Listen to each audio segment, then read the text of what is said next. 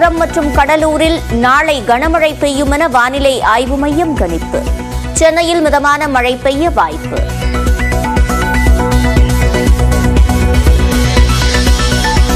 தமிழ்நாட்டில் 7வது முறையாக ஆட்சி அமைப்பதே நமது இலக்கு என திமுக செயற்குழு கூட்டத்தில் முதலமைச்சர் மு.க.ஸ்டாலின் சூளுரை.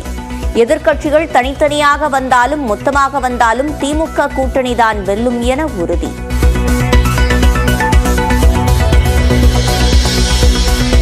கடந்த நாடாளுமன்ற தேர்தலில் ஒவ்வொரு தொகுதியிலும் 1.5 லட்சம் வாக்குகளை இழந்தது அதிமுக.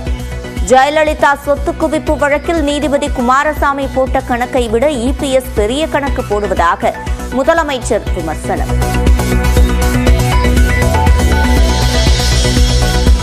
சென்னை மெரினா கடற்கரையில் களை கட்டிய உணவு திருவிழா.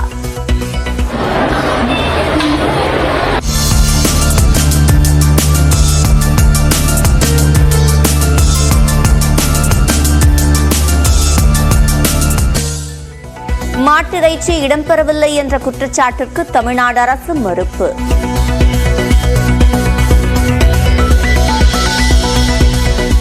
வார விடுமுறையொட்டி சுற்றுலா தலங்களில் குவிந்த பொதுமக்கள்.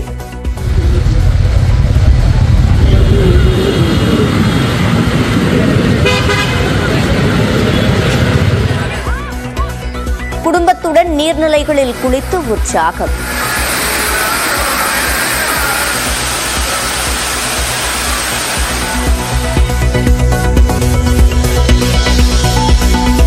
டெல்லி குடியரசு தின அணிவகுப்பில் தமிழ்நாடு அலங்கார ஊர்தி நிராகரிக்கப்பட்டதாக வெளியான தகவல் வதந்தி. எடப்பாடி பழனிசாமி கண்டனம் தெரிவித்த நிலையில் தமிழ்நாடு அரசின் உண்மை சரிபார்ப்பகம் விளக்கம்.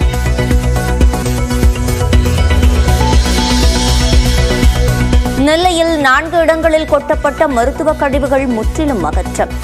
5 பேர் கைது செய்யப்பட்டுள்ள நிலையில் மாவட்ட எல்லையில் கண்காணிப்பு தீவிரப்படுத்தப்படும் என ஆட்சியர் உறுதி. நீதிமன்றங்களில் துப்பாக்கி ஏந்திய காவலர்கள் பாதுகாப்பு பணியில் இருக்க டிஜிபி சங்கர் ஜிவால் உத்தரவு.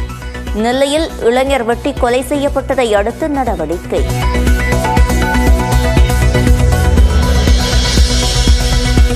திருவண்ணாமலை தீபமலை உச்சியில் இசை வாத்தியங்கள் முழங்க ஜோதி பிழம்பாய் காட்சியளித்த அண்ணாமலையார்.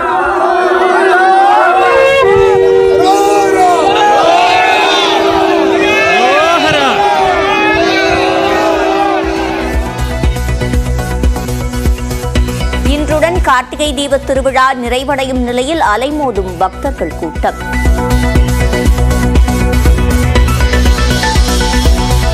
திருவண்ணாமலையில் 25 கோடி ரூபாய் மதிப்பிலான நவபாஷண முருகன் சிலை மீட்பு. யானை தந்தத்தால் ஆன கிருஷ்ணர் சிலையை விற்க முயன்ற 2 பேர் கைது.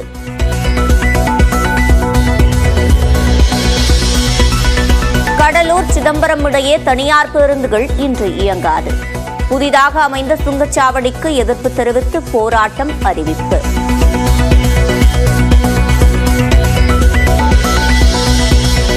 குவைத் சென்ற பிரதமர் மோடிக்கு அந்நாட்டின் உயரிய விருது வழங்கி கௌரவிப்பு.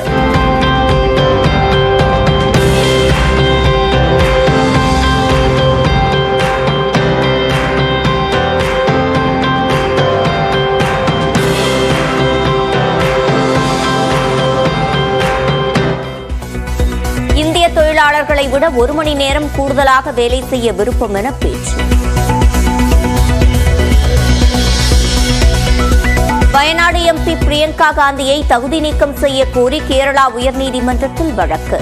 பிரமாண பத்திரத்தில் சொத்து விவரங்களை தவறாக குறிப்பிட்டதாக நவ்யா ஹரிதாஸ் மனு.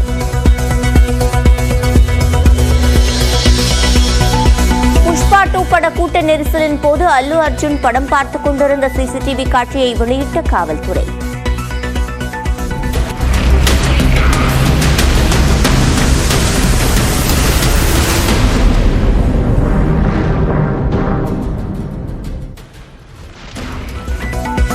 ரசிகை உயிரிழந்ததை அறிந்தும் திரையரங்கை விட்டு வெளியே வர மறுத்ததாக ஆதாரத்துடன் விளக்கம்.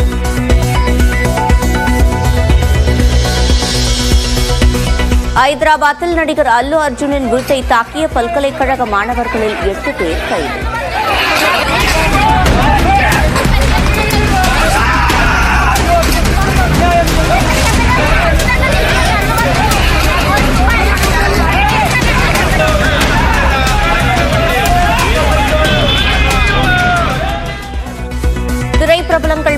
தாக்குதல் நடத்தியதற்கு கண்டனம் என தெலங்கானா முதலமைச்சர் ரேவந்த் ரெட்டி பதிவு. வணக்கம், இது முழுமையான செய்திகளின் 3 மணி நேர அணிவகுப்பு. முதலில் சூப்பர் 60 இன்றைய நாளில் அறிய வேண்டிய அத்தனை செய்திகளின் விறுவிறுப்பான தொகுப்பை பார்க்கலாம். செங்கல்பட்டு, விழுப்புரம், கடலூர் மாவட்டங்களில் நாளை கனமழைக்கு வாய்ப்புள்ளதாக சென்னை வானிலை ஆய்வு மையம் தெரிவித்துள்ளது. வங்கக்கடலில் நிலவும் ஆழ்ந்த காற்றழுத்த தாழ்வுப் பகுதி வட தமிழகம் மற்றும் தெற்கு ஆந்திரா கடலோர பகுதிகளை நோக்கி நகரும் என்றும் இதனால் தமிழ்நாட்டில் ஓரிரு இடங்களிலும் புதுச்சேரி, காரைக்காலில் மிதமான மழை பெய்யக்கூடும் என்றும் வானிலை ஆய்வு மையம் தெரிவித்துள்ளது. நாளை முதல் 2 நாட்களுக்கு செங்கல்பட்டு, விழுப்புரம், கடலூர் மாவட்டங்களிலும் 25ஆம் தேதி புதுச்சேரியிலும் கனமழை பெய்யும் என்று அறிவிக்கப்பட்டுள்ளது. சென்னை மற்றும் புறநகர் பகுதிகளில் வானம் ஓரளவு மேகமூட்டத்துடன் காணப்படும் என்றும் நகரின் ஒரு சில பகுதிகளில் மிதமான மழை பெய்யக்கூடும் என்றும் தெரிவிக்கப்பட்டுள்ளது. வரும் 25ஆம் தேதி வரை தமிழ்நாடு கடலோர பகுதிகள், ஆந்திர கடலோர பகுதிகள், மத்திய மேற்கு வங்கக்கடல் மற்றும் அதனை ஒட்டிய தென்மேற்கு வங்கக்கடல் பகுதிகளில் சூறாவளி காற்று வீசும் என்று மீனவர்களுக்கு எச்சரிக்கை விடுக்கப்பட்டுள்ளது. புத்தாண்டு தினத்தன்று டெல்டா மற்றும் தென் மாவட்டங்களில் மழை பெய்யலாம் என்று தனியார் வானிலை ஆய்வாளர் ஸ்ரீகாந்த் தெரிவித்துள்ளார். நியூஸ் 18 தமிழ்நாடு தொலைக்காட்சிக்கு பேட்டியளித்த அவர் இவ்வாறு கூறினார். மத்திய வங்கக்கடல் பகுதியில் இருக்கக்கூடிய அந்த நன்கமைந்த காற்றழுத்த தாழ்வு பகுதி அடுத்த ஒரு 2-3 நாட்கள் படிப்படியாக தென்மேற்கு திசையில் நகர்ந்து தமிழக கரை நோக்கி வரப்போகுது. இது சலனமாக, ஒரு வலுவான சலனமாக இல்லைனாலும் கிழக்கத்திய அலையை அதனுடன் கொண்டு வரும். அப்படி இருக்கும்போது உங்களுக்கு செவ்வாய் புதனில் உங்களுக்கு கடலோர தமிழகத்தில் மீண்டும் மழைக்கான வாய்ப்பு இருக்கும். இது பரவலாக வட தமிழகம், டெல்டா போன்ற பகுதிகளில் மழை இருக்கும். சென்னை உள்ளிட்ட கடலோர மாவட்டங்களில் மழை இருக்குமா என்ற கேள்விக்கும் ஸ்ரீகாந்த் பதிலளித்துள்ளார். இனி வரும் நாட்களில் சலனம் ஏதாவது இருந்தால் தான் பெருமழை நிகழ்வு இருக்கும். டிசம்பர் 24, 25ஆம் தேதிகளில் டெல்டா மற்றும் வட மாவட்டங்களில் மழைக்கு வாய்ப்புள்ளதாகவும் வானிலை ஆய்வாளர் ஸ்ரீகாந்த் கணித்துள்ளார்.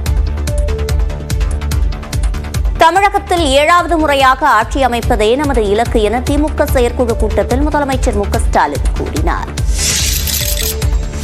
2026ஆம் ஆண்டு தேர்தலில் திமுக கூட்டணி சரித்திர வெற்றி பெறும் என்று அக்கட்சியின் தலைவரும் முதலமைச்சருமான மு க ஸ்டாலின் திட்டவட்டமாக தெரிவித்தார்.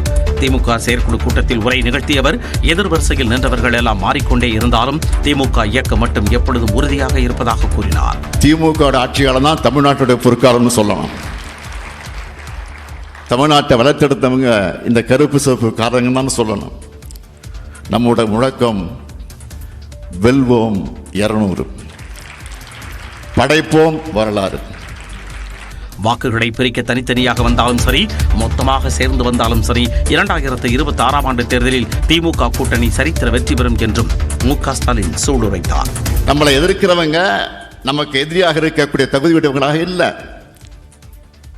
தங்களுக்கு கவனம் கிடைக்கணும்னு ஆர்வ கோளாறுல நம்ம எதிர்க்கிறவங்களும் இருப்பாங்க. அவங்களோட கவனச்சிதறல்களுக்கு ஆளாகிடாதீங்க. உண்மையான எதிரிகளை வீழ்த்த உங்க ஆற்றலை செலவிடுங்க. 1957ஆம் ஆண்டு முதல் தற்போது வரை தேர்தல் களத்தில் திமுக எதிர்கொள்ளாத எதிரிகளே இல்லை என்றும் மு க ஸ்டாலின் தெரிவித்தார். 2024 நாடாளுமன்ற தேர்தலில் இபிஎஸ் தலைமையிலான அதிமுக ஒவ்வொரு தொகுதியிலும் சராசரியாக 1.5 லட்சம் வாக்குகளை இழந்திருப்பதாக திமுக தலைவரும் முதலமைச்சருமான மு க ஸ்டாலின் தெரிவித்தார். திமுக செயற்குழு கூட்டத்தில் பேசிய அவர், ஜெயலலிதா மீதான சொத்து குவிப்பு வழக்கில் நீதிபதி குமாரசாமி போட்ட கணக்கை விட எடப்பாடி பழனிசாமி பெரிய கணக்கு போட்டு வருவதாக விமர்சித்தார்.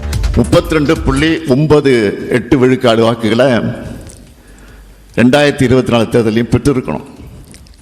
ஆனால் அதை விட 12.58 விழுக்காடு வாக்குகளை குறைவாகத்தான் வாங்கியிருக்கு. எளிமையாக சொன்னால் 2019 சராசரியாக ஒரு தொகுதிக்கு 4.16 லட்சம் வாக்குகள் வாங்கின அதிமுக 2024 வெறும் 2.61 லட்சம் வாக்குகளை தான் வாங்கியிருக்கு. ஒவ்வொரு தொகுதியும் சராசரியாக 1.5 லட்சம் வாக்குகளை இழந்திருக்கு எடப்பாடி தலைவரான அதிமுக.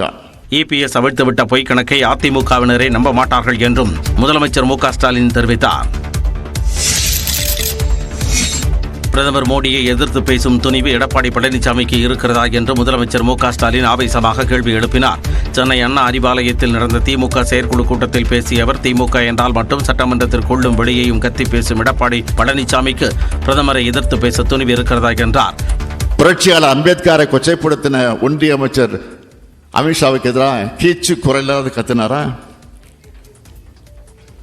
பிரதமரை எதிர்த்து பேசுற துணிவு அவருக்கு இருக்கா? கிடையாது.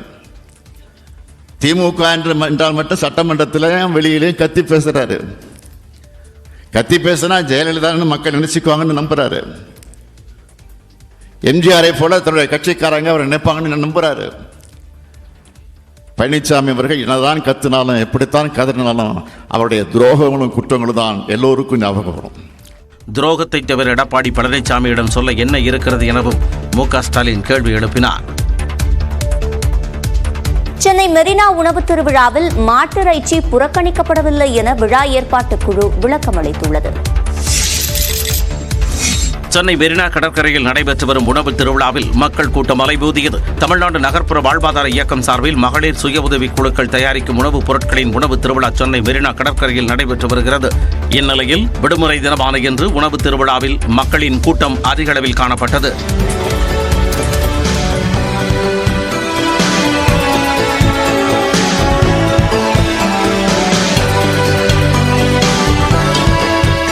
இந்த உணவு திருவிழாவில் பல்வேறு மாவட்டங்களைச் சேர்ந்த உணவுகளை மக்கள் ருசித்து மகிழ்ந்தனர்.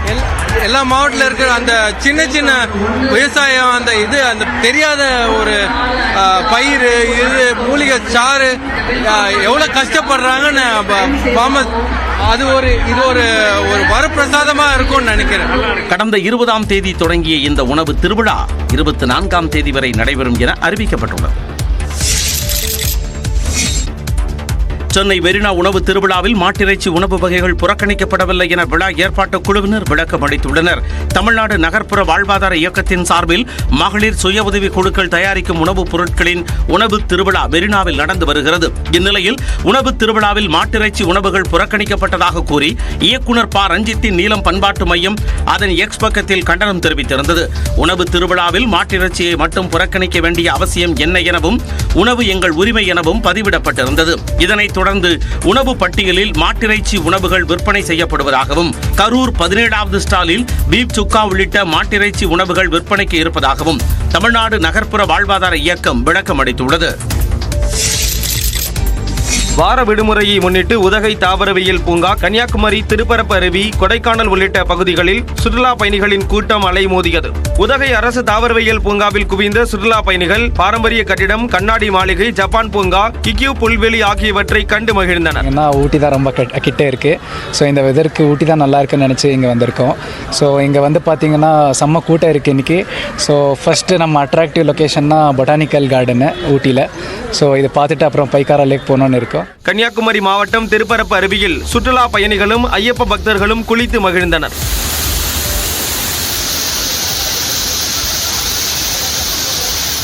அதேபோல மலைகளின் இளவரசி என்று அழைக்கப்படும் கொடைக்கானலில் தமிழ்நாடு மட்டுமன்றி அண்டை மாநிலங்களில் இருந்தும் சுற்றுலா பயணிகள் குவிந்தனர்.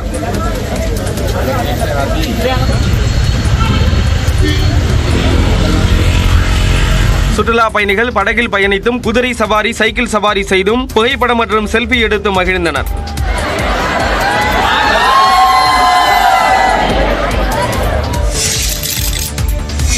ஞாயிற்றுக்கிழமை விடுமுறை தினம் என்பதால் குற்றாலத்தில் குவிந்த சுற்றுலா பயணிகள் ஜில்லென்ற தண்ணீரில் ஆனந்த குளியலிட்டு மகிழ்ந்தனர்.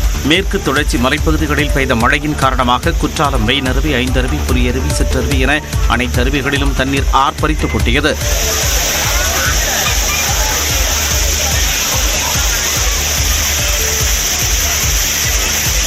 குற்றாலத்தில் குடிப்பது மனதிற்கும் உடலுக்கும் இதமாக இருப்பதாக சுற்றுலா பயணிகள் தெரிவித்தனர்.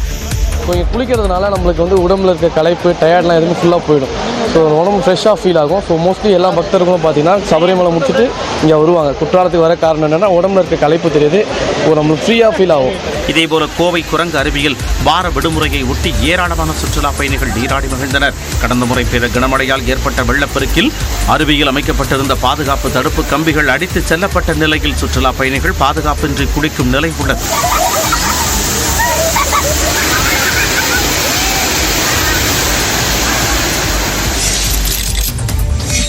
சிவகங்கை மாவட்டம் காரைக்குடி சாயக்கம்மாயில் இருந்து அருவி போல வெளியேறிய நீரில் பலர் குடும்பமாக குளித்து